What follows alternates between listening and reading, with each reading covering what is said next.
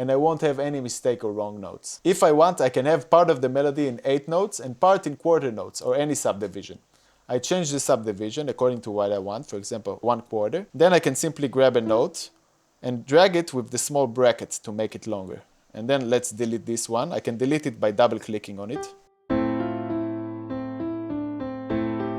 I like this pattern. Ta-na-na, ta-na-na-na. Then we'll do it again here. Ta-na-na.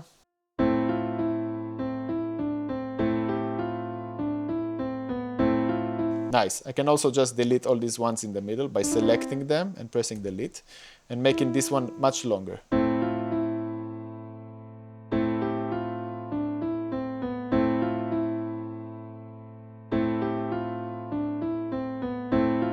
I can also add 16 notes. I change the subdivision with command 1. And then let's make this one shorter and add another note here. Another note here. I'll make this one shorter and I'll add another note here. Let's listen.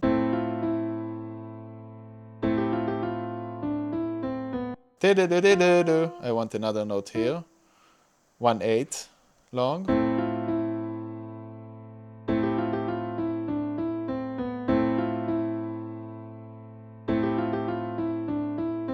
Nice. I can also do a break, for example. Let's make this one shorter. And let's remove this one as well.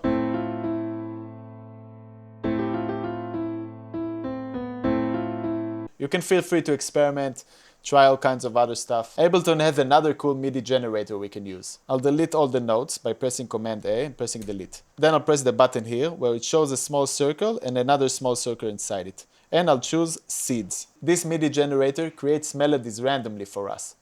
Make sure that the scale button is on here and here as well. And we have the right scale. And I'll press the small arrow and watch the magic happens.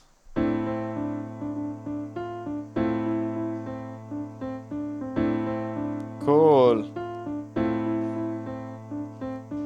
Nice! Just so you know, all the MIDI generator options are new to this version of Ableton, so I'm really excited about them as well. Now we can adjust the melody. We can play with its range, which means deciding which note will be the lowest and which one will be the highest.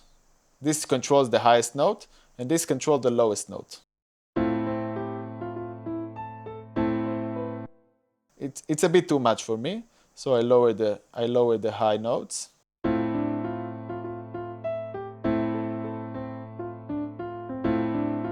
Nice. We can choose the subdivision range here. I like it to be usually on 1/16. And at the top I can go with 1/4, yeah, or 1/8. Let's see what we got.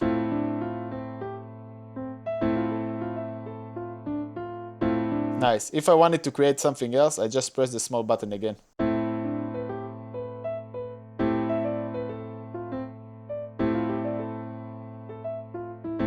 Nice. This one is nice. You can also choose the velocity, which is the volume of each note. I want some notes to be quiet and others loud, so I can set the range here.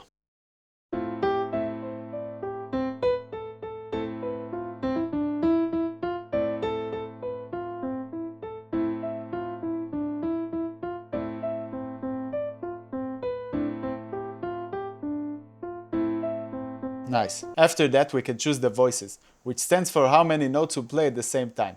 If it says 1, only one note will play. If it says 2, it might play 2 notes at the time.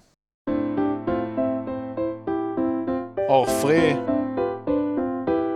The density indicates how many notes we will have in total. If the percentage is low, we won't have a lot of notes. If it's high, we will have a lot.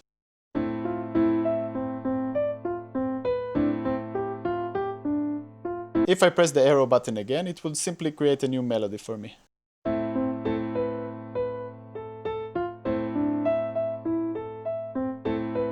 I can also edit just a few notes if I want to make them higher or lower. Now if I press it again, it will create a new melody.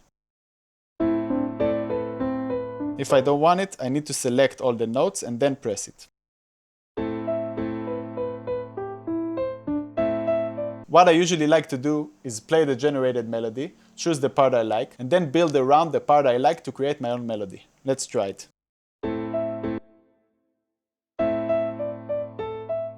Okay, I like the first half. So I select the second half and delete it. Then I'll just select the first half and I'll copy it by pressing Command D. And I'll change the last note.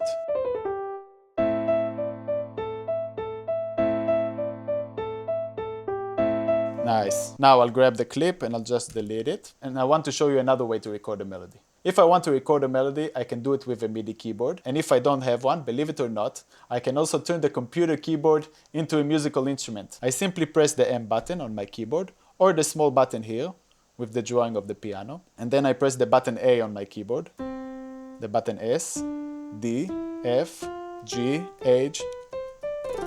Nice. A stands for the note C, S for D, D for E, and so on. I also have sharp and flat notes, W, E, T, Y, U. If I have a delay from the moment I play until I hear the song, this thing is called latency. To fix it, I need to go to the settings, live, then settings. If I'm on Windows, option and preferences. And then on the audio tab, where it says buffer size, I choose 128. If I'm on Windows, there will be a button here that says hardware setup, and the new window will open, and there I can choose my buffer size. Now I'll record a melody. I'll turn the metronome on. Here I can choose how many bars it will count in. None, or 1 bar, or 2 bars, or 4 bars. I like 1 bar. Then I'll press record here, and let's start recording.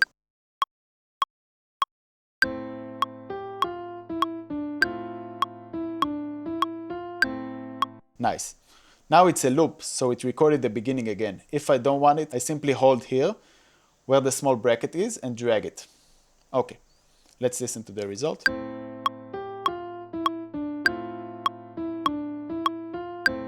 Cool. Now you can see that the melody, if I zoom in, you can see that the melody is not exactly on time. It's not on the grid.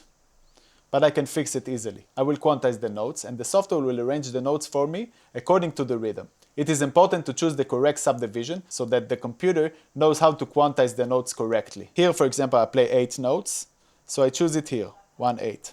Then I press Command A and Command U, and then, boom, it just moved the notes correctly to the grid. Let's listen.